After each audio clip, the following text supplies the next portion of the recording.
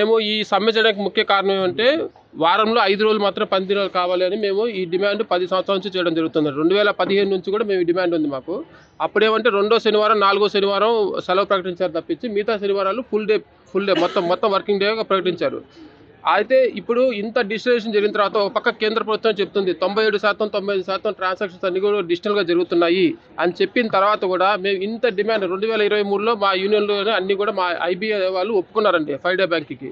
కానీ గవర్నమెంట్ మాత్రం మొండి వైఖరితో ముందుకెళ్తుంది. ఎందుకనో మరి వాళ్ళు ఇంత డిజిటలైజేషన్ జరిగిన తర్వాత కూడా 5 డే బ్యాంక్ ఇవ్వడానికి వాళ్ళు ఒప్పుకోవడం లేదు.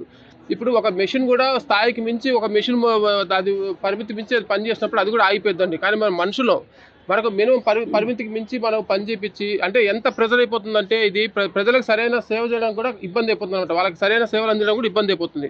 సరైన రెస్ట్ లేకపోవడం ఒకటి. దీనివల్ల తీవ్ర అనారోగ్య సమస్యలు ఎంప్లాయీస్కి. కరోనా తర్వాత ఇంకా తీవ్రమైన అనారోగ్య సమస్యలు ఉన్నాయండి. ఇవన్నీ దృష్టిలో పెట్టుకొని మేము 5 రోజులు మాత్రం పని దినాలు కల్పించాలి మాకు. ఇది మా ఒక్క డిమాండ్ మాత్రం కాదు. ఆల్రెడీ అన్ని ఫైనాన్స్ రంగంలో అటు ఎల్ఐసి కావచ్చు, ఇన్సూరెన్స్ కంపెనీలు కావచ్చు, అన్నీ కూడా రిజర్వ్ బ్యాంక్ కావచ్చు, అందరూ కూడా 5 రోజులే ఉన్నాయండి వాళ్ళ పని దినాలు.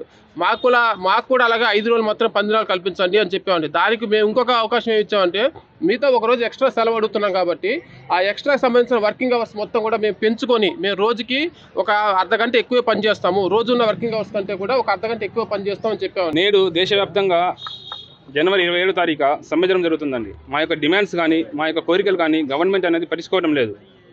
సో అందుకు మేము ఈ 3 దినాలు అంటే లాస్ట్ 3 డేస్ కంటిన్యూస్గా వచ్చాయి కాబట్టి ఈ 1 డే మేము గవర్నమెంట్ పైన ప్రభావం చేస్తే ఎంతోమంది ట్రాన్సాక్షన్స్ ఆగిపోతాయి. సో అందుకు ఈ డేస్ ఎంచుకొని మేము కూడా స్ట్రైక్ చేస్తున్నాము.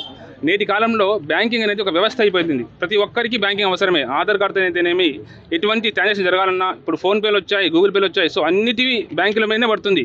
గవర్నమెంట్ ఇచ్చే ప్రతి స్కీమ్ కూడా PM స్వానిధి కానీ, PM విశ్వకర్మ కానీ, తర్వాత ప్రధానమంత్రి జనజీవన యోజన, PM JJB ఇవన్నీ గవర్నమెంట్ బ్యాంకుల మీద రుద్దుతూ ఉంది. సో అలా మాకు వర్క్ ప్రెజర్ చాలా ఎక్కువ అవుతుంది. ఇప్పుడు చూడండి ఐటీల కంపెనీలు కానీ, RBIలు కానీ, PFRDA కానీ, LIC కానీ, GIC కానీ ప్రతి సాఫ్ట్వేర్ కంపెనీ ప్రతి చిన్న కంపెనీలు కూడా వాళ్ళు కేవలం 5 డేస్ వర్క్ చేస్తున్నారు. కానీ మాకు వచ్చేసరికి ఎందుకు ఇంత మా మీద వివక్ష ఎందుకు ఇంత చూపిస్తున్నారు అనేది మాకు అర్థం కావటం లేదు. Local to global news at your fingertips. మీ చేతిలో ఒక ఆయుధం. Download Raw TV app. Media legend Ravi Prakash is back.